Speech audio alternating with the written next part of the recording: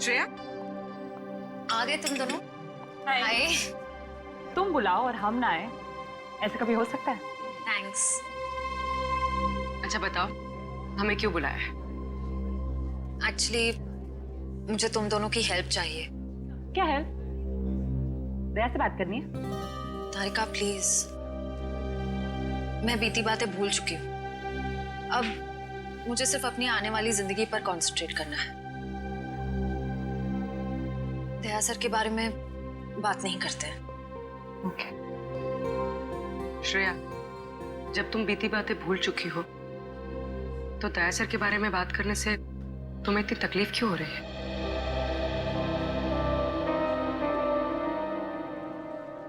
पूर्वी, मैंने तुम दोनों को ये बताने के लिए बुलाया है कि मेरे और सिद्धार्थ की सगाई की डेट फिक्स हो गई है।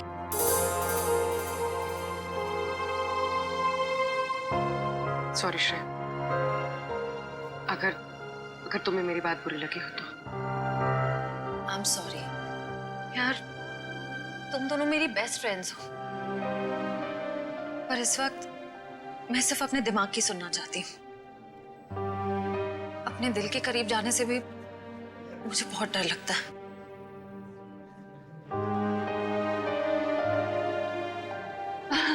अच्छा, क्या डेट फिक्स हुई है एंगेजमेंट की? 28 सितंबर। 28 सितंबर? इतनी जल्दी? आई नो, टाइम बहुत कम है और बहुत सारी तैयारियां करनी है। मैं निकलती हूँ गाइस। डोंट वरी श्रेया, सब ठीक हो जाएगा। थैंक यू, बाद में बात करते हैं। Thanks for coming. बाय।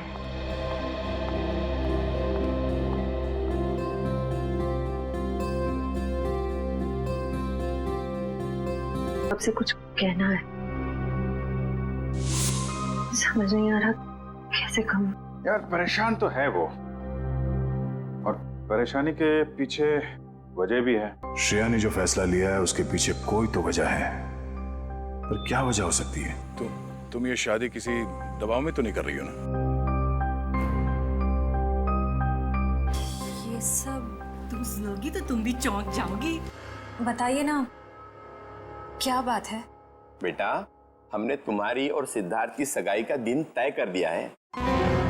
कर दिया? एकाधिपति योग है बेटा, बहुत ही सुंदर योग है। पंडित जी, कौन सी डेट निकली है? 28 सितंबर। इतनी जल्दी?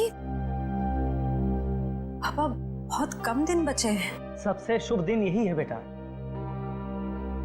इसके बाद पूरे वर्ष इतना उत्तम दिन है ही नहीं।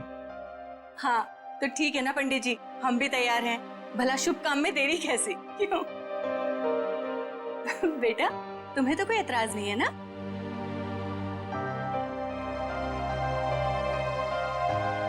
Excuse me. देखा, शर्मा गई। हाँ तो हम तारीख पक्की समझे ना? हाँ हाँ। अल्पा, अरे मुंह क्या देख रही है? मुंह मीठा कराओ संदन जी। हाँ हाँ, क्यों नहीं, अभी लाइट।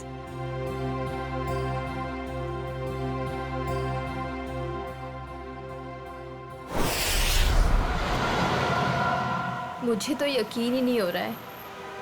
अब मेरा मतलब, हम इतने दिनों बाद एक साथ शहर से दूर छुट्टियां मनाने जा रहे हैं। हमारी शादी की सालगिरह के लिए इससे बेहतर गिफ्ट और कोई हो ही नहीं सकता था। तुम्हारे लिए एक सरप्राइज और था। सरप्राइज? क्या सरप्राइज है? बताओ बताओ ना, क्या सरप्राइज है शेखर? अरे आराम से, अरे आराम से, अरे गाड़ी ठुक जाएगी। वाओ, बहुत सुंदर है। एक और वादा करोगे? कैसा वादा? पहले वादा करो फिर बताऊंगी। चलो किया वादा। क्या? कि तुम मुझे अकेला छोड़ के इतने दिनों तक घर से दूर नहीं जाओगे। तुमसे दूर रह के मैंने जितना कुछ पाया उससे कहीं ज्यादा मैंने खोया है। तुम्हें यकीन दिलाता हूँ, अब आगे से कभी भी तुम्हें अकेला नहीं छोड़ूंगा।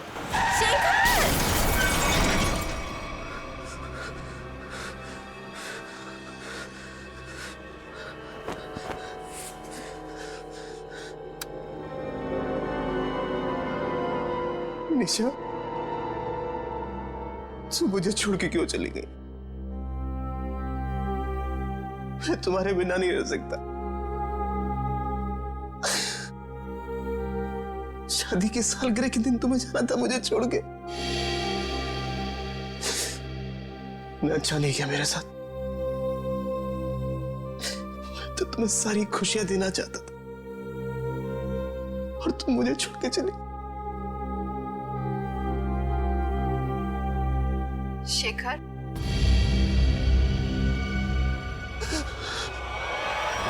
मुझे तुम्हारी बहुत याद आ रही है। मैं इस तरीके से अकेले नहीं रह सकती। तो अपना वादा नहीं भूल सकते शेखर। मुझे तुम्हारी बहुत याद आ रही है शेखर। मेरे पास आ जाओ शेखर। मुझे तुम्हारी बहुत याद आ रही है। मैं इस तरीके से अकेले नहीं रह सकती। मेरे पास आ जाओ। तुम अपना वादा नहीं भूल सकते शेखर। मुझे तुम्हारी बहुत याद आ रही है। क्यों मुझे यहाँ पे अकेला छोड़ा है तुम? मेरे पास आ जाओ। तुम्हारी बहुत याद आ रही है शेखर। क्यों मुझे यहाँ पे अकेला छोड़ा है तुमने?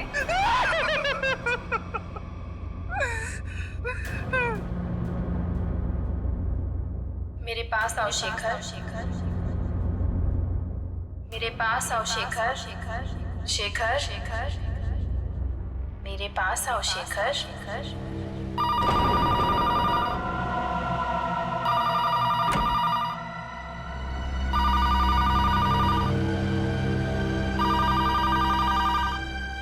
शेखर, शेखर, मुझे तुम्हारी बहुत याद आ रही है। मैं इस तरीके से अकेले नहीं रह सकती। कहाँ हो तुम? कहाँ हो? मैं यहाँ हूँ शेखर। आओ मेरे पास।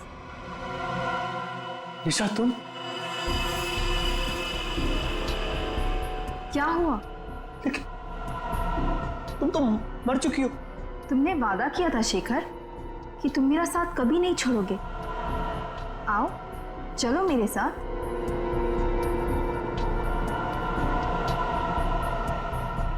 आओ शेखर, चलो। रुको निशा। चलो शेखर, आओ। रुको निशा। रुको। रुको। निशा। रुको। निशा। निशा।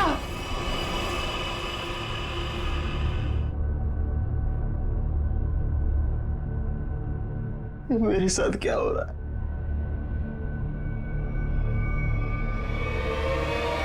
निशा!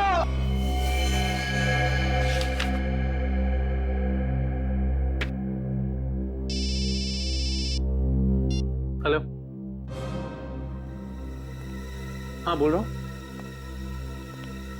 शेखर, हाँ दोस्त है मेरा। क्यों?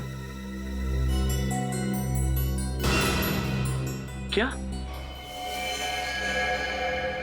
चलिए, यहाँ कोई तमाशा नहीं हो रहा है। चलो चलो चलो जल्दी, चलो चलो चलो।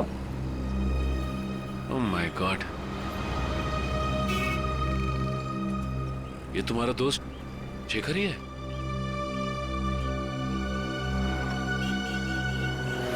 ले जाओ इन्हें। मुझे ये बताइए कि एक्सीडेंट होते हुए आप में से किसने देखा? हाँ? जी साहब, मैंने देखा।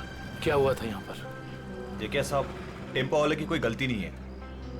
टेम्पो वाले की बड़ी तरफदारी कर रहे हो तुम। क्या नाम है तुम्हारा? जी मेरा नाम अविनाश है और जो सच है वही बता रहा हूँ साहब। मतलब ये एक एक्सीडेंट था? सर ऐसा भी नहीं है। तो फिर?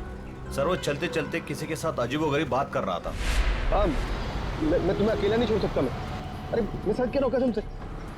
तुम बिल्कुल परेशान मत। बिल्कुल नहीं, मेरी बात सुनो। तुम बिल्कुल परेशान मत हो। हाँ, क्या प्रॉब्लम है? मैं तैयार हूँ। तुम बिल्कुल घबरा। मैं आ रहा हूँ भाई साहब, मैं आ रहा हूँ। तुम बिल्कुल घबराओ मत भाई साहब। आपकी तबीयत ठीक नहीं है क्या? पहुँचने वाला हूँ। हाँ, अगर सुनिए ना, अगर आप चाहे तो मैं आपके घर वालों को बुला सकता हूँ। मैं आ रहा हूँ। तुम भाई साहब सुनिए। तुम छोड़ना यार, लगता है कोई पागल है।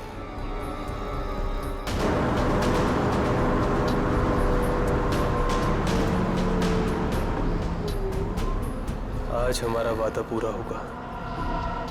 अब तुम अकेली नहीं रहोगी। मैं आ रहा हूं तुम्हारे पास।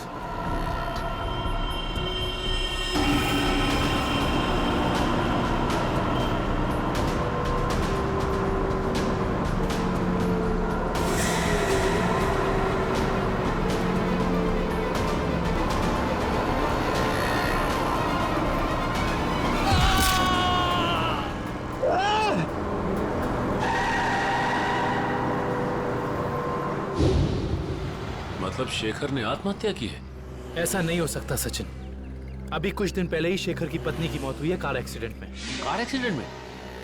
शायद अपनी वाइफ की मौत की वजह से शेखर बड़ा डिप्रेस हो गया होगा और इसीलिए उसने अपनी जान दे दी होगी। नहीं, वो इतना कमजोर नहीं था कि। शायद मैं समझ सकता हूँ तुम्हारी फीलिंग्स। वो तुम्हारा दोस्त था, लेकिन इन लोगों ने उसे मोबाइल पे बात करते हुए देखा, गाड़ी के सामने कूदते हुए देखा। हाँ, फोन पर तो बात कर रहा था, अजीब अजीब तरीके से। मैं आ रहा हूं, मैं तुम्हें बचा लूंगा, मैं तुम्हारे साथ रहूंगा, मगर किससे? किसी से नहीं सर। आज सुबह से शेखर ने ना ही किसी से बात की है और ना ही उसे किसी का फोन आया था। तो फिर बात कर किससे रहा था? पता नहीं सचिन, पर मुझे नहीं लगता कि आत्महत्या है। ये शेखर रहता कहाँ है? वो वापस आ गई। कहाँ हो तुम? मैं अकेला हूँ। It was my fault. She's back. She's in danger. मैं तुम्हें अकेला छोड़ के नहीं जा सकता। I'm alone without you. हम जल्दी मिलेंगे। क्या है ये सब? तो लगता है शेखर की दिमागी हालत पूरी तरह से बिगड़ चुकी थी। क्या मतलब हो सकता है ये सब लिखने का? तुम वापस आ गई, मैंने तुम्हें ढूंढ लिया है। He is back. तो जिन लोगों ने शेखर का एक्सीडेंट होते हुए देखा था, उनका कहना है कि गाड़ी के आगे कूदने से पहले शेखर फोन पर ऐसी बातें कर रहा था जैसे यहाँ पर लिखा। निशा की मौत के बाद शेखर परेशान तो जरूर था, लेकिन इस तरीके की हरकतें करने लगा था इसका मुझे अंदाजा नहीं था। ये मोहन है, शेखर जी के पड़ोसी। तो मोहन, ये बताओ कि क्या तुम्हें कभी महसूस हुआ कि निशा की मौत के बाद शेखर के बर्ताव में कुछ बदलाव आ गया? निशा भाभी के जाने के बाद शेखर भाई साहब बहुत गुमसुम हो गए। यहाँ तक कि उन्होंने घर से बाहर निकलना भी छोड़ दिया था, हमसे बात भी नहीं करते थे। हाँ सर, कभी कभी रात में जोर जोर से निशा निशा कहकर चीखते थे और बहुत तेज आवाज में वीडियो देखते थे। ठीक है, थैंक यू मोहन। आप जा सकते हैं, लेकिन अगर दोबारा जरूरत पड़ेगी तो हम आपको कांटेक्ट करेंगे।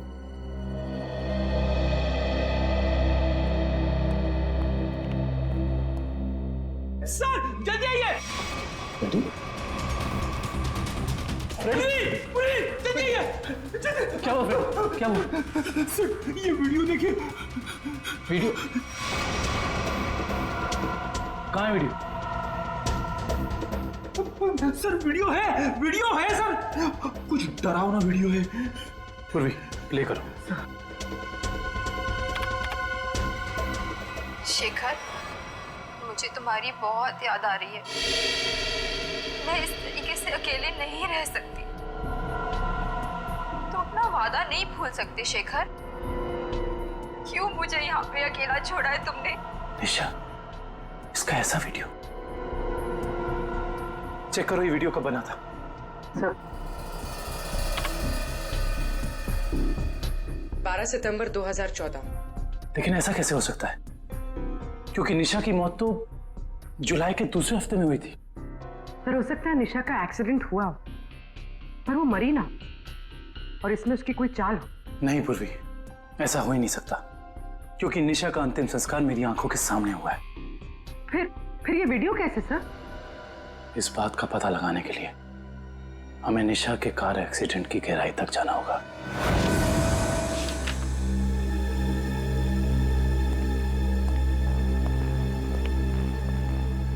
सर, ये तो कंफर्म है कि इस वीडियो में ये असली निशा ही है, ना कि उसकी कोई हमशक्ल।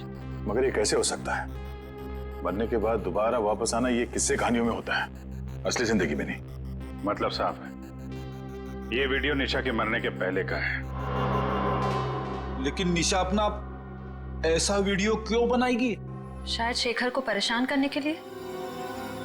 लेकिन उसके मरने के बाद किसी ने इस वीडियो का गलत इस्तेमाल किया, शेखर को मानसिक तौर पे कमजोर करने के लिए। लेकिन कौन कर सकता है ऐसा, और कोई ऐसा क्यों करेगा? पूरी जरा इस वीडियो को फिर से प्ले करना। शेखर, मुझे तुम्हारी बहुत याद आ रही है।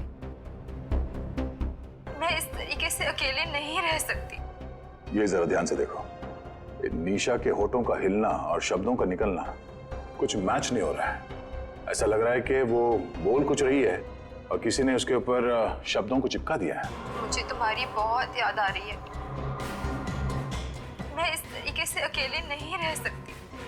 हाँ, लगता है किसी प्रोफेशनल डबिंग आर्टिस्ट ने हूबहू निशा की आवाज निकाली है, जिससे शेखर धोखा खा गया है। जरा एक बार फिर से प्ले करना।